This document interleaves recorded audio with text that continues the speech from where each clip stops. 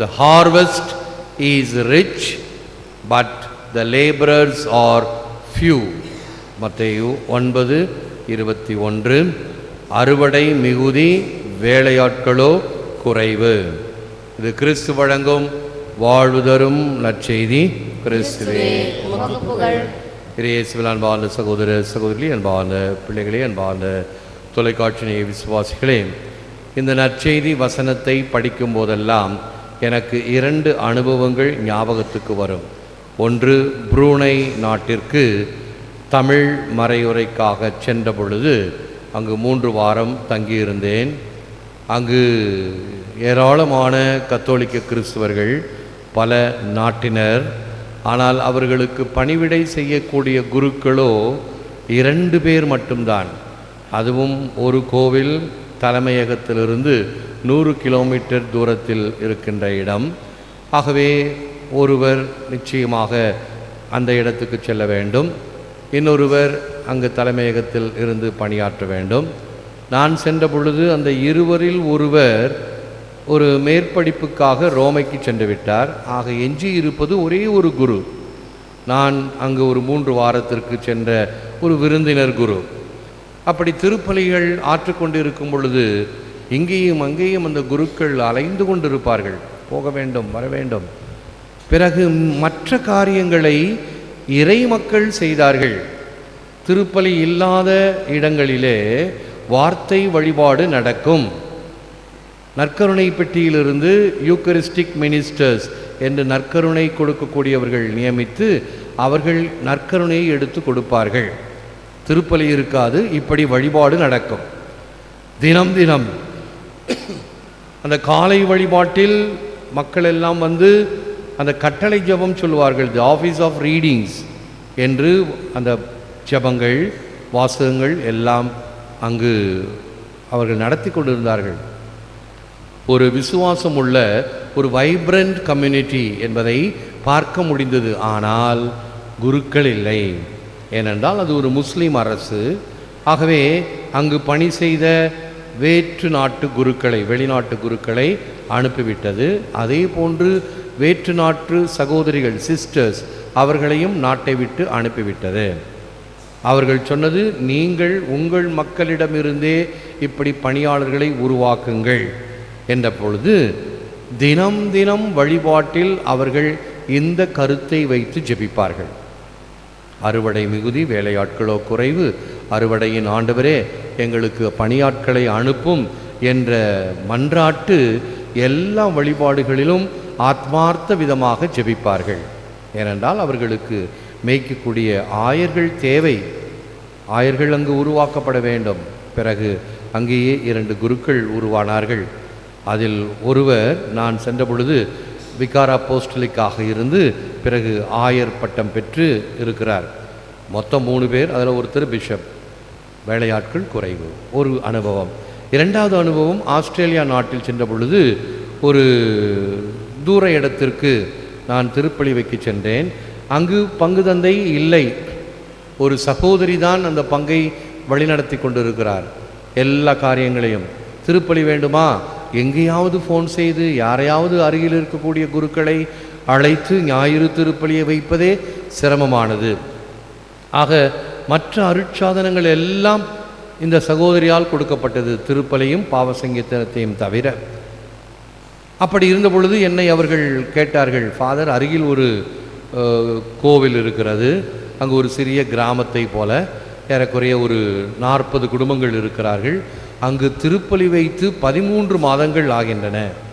ஆகவே அங்கு ஒரு திருப்பலி வேண்டும் என்று ஆசைக்கின்றார்கள். உங்களால் முடியுமா? தாராளமாக. உடனே நான் அங்கு ஞாயிறு பங்கு தளத்தில் திருப்பலி வைத்துவிட்டு அந்த கிராமத்திற்கு அழைத்து சென்றார்கள். மக்கள் எல்லாம் கூடி நின்று மகிழ்ச்சியாக வரவேற்றார்கள். 13 மாதங்கள் கழித்து அவருடைய ஆலயத்தில் திருப்பலி, ஆலயத்தை எல்லாம் சுத்தம் செய்து, வழிகளை எல்லாம் சுத்தம் செய்து அது காத்து கொண்டிருந்தார்கள். மன்னிக்கவும். ஆகவே எனக்கு மிகுந்த நன்றியை செலுத்தினார்கள். நன்றி எனக்கு வேண்டாம், ஆண்டவருக்கு செலுத்துங்கள். ஆகவே வேலையாட்கள் குறைவு என்னும் பொழுது ஆண்டவருடைய அறுவடைக்கு தேவையான ஆட்களை அனுப்ப வேண்டும். அழைப்பை அழைப்பாக கருத வேண்டும், அழைப்பை பிழைப்பாக அல்ல. இது ஒரு பிழைப்பு, மணி அடித்தால் சோறு என்கின்ற வகையில் இருக்கின்ற வாழ்வு அல்ல. தன்னையே தியாகத்தோடு தன்னுடைய நேரம், உழைப்பு, சிந்தனை, சொல், செயல் அனைத்தையும் ஆண்டவருக்கு அர்ப்பணிப்பது தான் உண்மையான அர்ப்பணிப்பு வாழ்வு. நம்முடைய முன்னாள் போப்பாண்டவர் saint Pope John Paul II அவருடைய வார்த்தைகள், The promotion and the defense of the human dignity have been entrusted to us by the Creator. Every individual is called upon to play his or her part in this peaceful campaign. மனித மாண்பை உயர்த்தி பாதுகாக்கும் பொறுப்பை படைத்தவர் நம்மிடம் ஒப்படைத்துள்ளார்.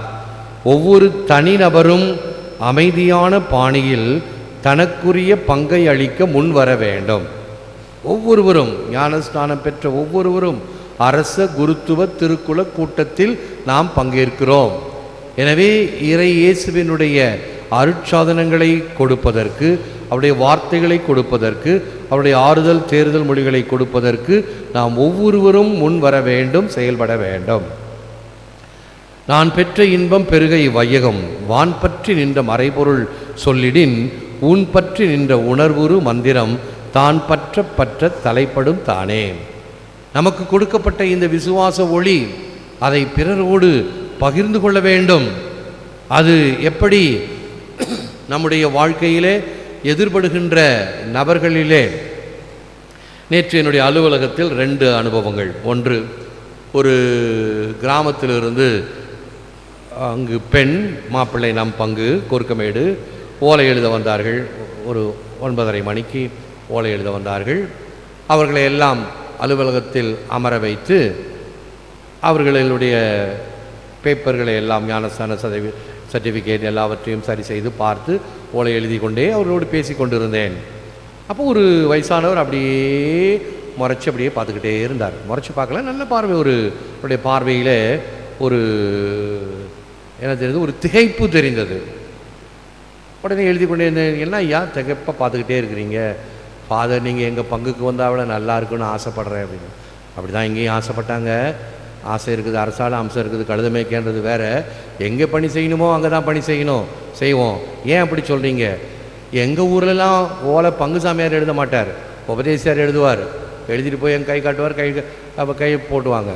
அப்புறம் பிறகு அவர்கள் பணம் முழுமையாக கட்ட முடியவில்லை. பரவாயில்லை, இப்பொழுது ஓலைக்கான பணத்தை கட்டுங்கள், பிறகு திருமணத்திற்கான திருப்பலிக்கான பிறகு இது கட்டலாம். பரவாயில்லையே, ஏன் பரவாயில்லைன்னு சொல்கிறீங்க? எங்கள் ஊராக இருந்தால் பணத்தை கராராக கட்டிட்டு போ அப்படின்னுவாங்க. நீங்கள் இப்படி மனிதத்தன்மையோடு மக்களோடு மக்களாக அமர்ந்து பேசி இந்த ஓலை எழுதியர்கள் ஒரு நல்ல திருப்தியான அனுபவத்தை பெற்றோம். இதுதான் இந்த நாம் பெற்ற இன்பம் பெருக வையகம் முதல் அனுபவம். 2வது அனுபவம், இன்னொரு அம்மா இந்த ஓபிசி சர்டிஃபிகேட் வேணும். இது நிறையா இப்போ அரசாங்கம் கேட்பதுனால நிறைய பேர் இப்போ புத்துலேருந்து ஈசல் வந்த மாதிரி வராங்க. குடும்ப அட்டை எங்கே? குடும்ப அட்டை இல்லை. ஏன் போடலை? போட முடியல.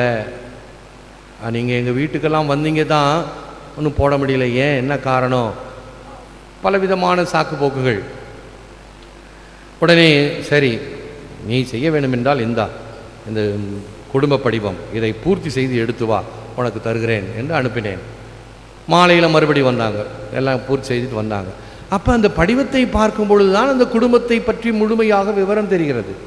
அப்பொழுது உன்னுடைய கணவர் இறந்து விட்டார், அது சிஎஸ்ஐயில் கல்யாணம் பண்ணது, ஆகவே இந்த கல்யாணம் சரி செய்யப்பட வேண்டும் என்று முதலில் நான் சொல்லியிருந்தேன்.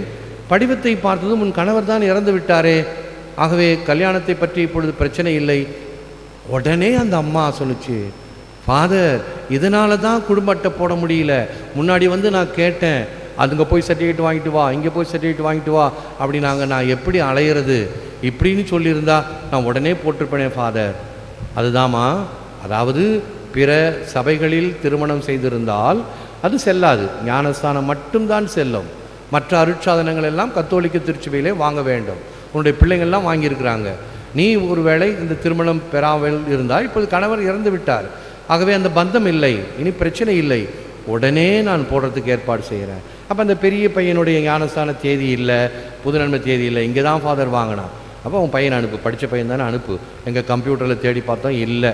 ரிஜிஸ்டரில் அவனே வந்து தேடி பார்க்கட்டும், எடுத்து தேதிகளை குறிக்கட்டும். அப்படி இல்லை என்றால் மாற்று ஏற்பாடு செய்ய வேண்டும்.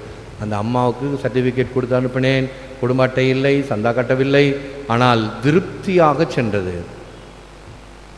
மக்களுக்கு வழி நடத்த வேண்டும், ஆனால் அதே சமயத்தில் இரக்கம் கொண்டவர்களாகவும் இருக்க வேண்டும்.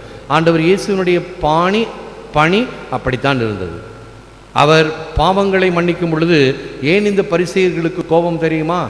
என்ன குற்றச்சாட்டு இன்னைக்கு நற்செய்தியில் வரும்? பீல்சபூல் என்ற பேய்களின் தலைவனை கொண்டு இவன் பேய் ஓட்டுகிறான். பேய் பிடித்தல், நோய் நொடி, இதெல்லாம் ஒருவருடைய பாவங்களுக்கு இறைவன் கொடுக்கின்ற தண்டனை. இவன் யார் அதெல்லாம் போக்குறதுக்கு? இறைவன் தான் கொடுக்கணும் என்று இயேசுவின் மீது இடரல் பட்டார்கள்.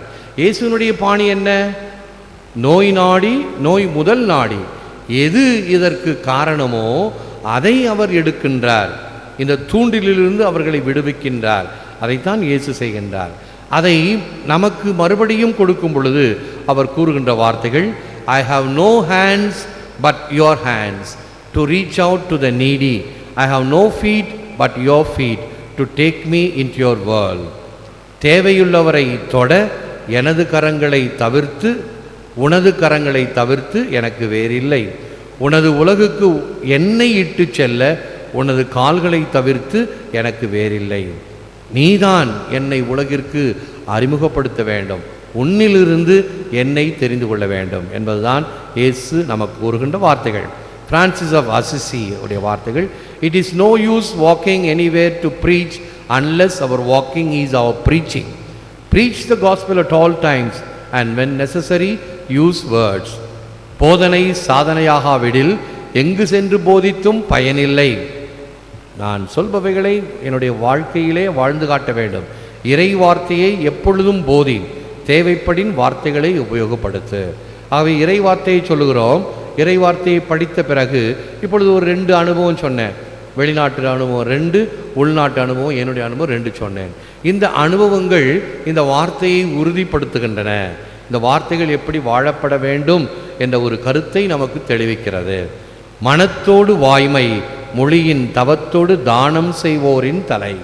ஆகவே அந்த மனத்துக்கண் மாசிலனாக இருத்தலும், வாய்மை என்பது எந்தவித பொய், பித்தலாட்டம், உள்ளொன்று வைத்து புறமொன்று பேசுதல், பிறருக்கு குழிப்பறித்தல், நயவஞ்சகம், துரோகம், இதெல்லாம் முதல் வாசகத்தில் படிக்க கேட்போம்.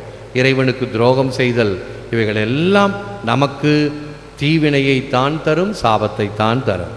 எனவே இந்த பின்னணியில் செபிப்போம், முழந்தால் இருப்போம். God our Father, we thank you for the harvest of salvation which Christ won for us by his dedication to the mission you gave him. தந்தையாம் இறைவா, உம் திருமகன் இயேசு கிறிஸ்து உம் சித்தத்தின்படி அன்பின் நிமித்தமாய் தகுதியற்ற எங்களுக்கு அவர் கொணர்ந்த மீட்பு என்னும் அறுவடைக்காக உமக்கு கோடான கோடி இறைவா.